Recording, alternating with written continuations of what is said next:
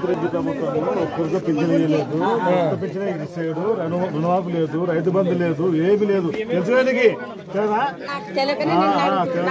కొత్త పింఛన్ వస్తే ఏమి ఇచ్చాడు? నా కేసీఆర్ ఇచ్చిన పింఛన్లే ఇప్పుడు ఇస్తున్నాడు. ఏ కొత్త ఇస్తే పింఛన్లు అది ఎంత కొత్త పింఛన్ వస్తే చూద్దాం. ఇప్పుడు అంటే నా మోహన్ ఒక్కరికే కాదు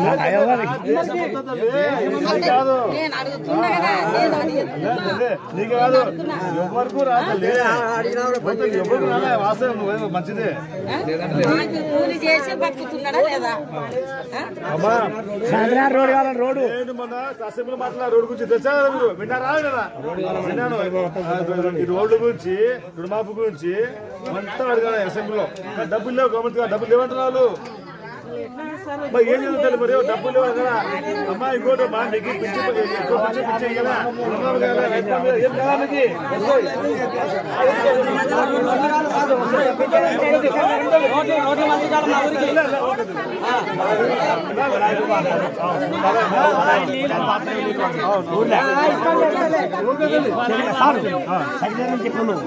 నీళ్ళు చెప్తా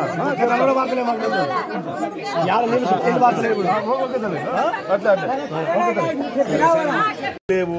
ఫస్ట్ నువ్వు రోడేసావు, ఆ డబ్బులు వస్తే నువ్వు రోడేస్తావు. డబ్బులు ఏంటంటే సేపు డబ్బులు లేవు కదా. వస్తుంది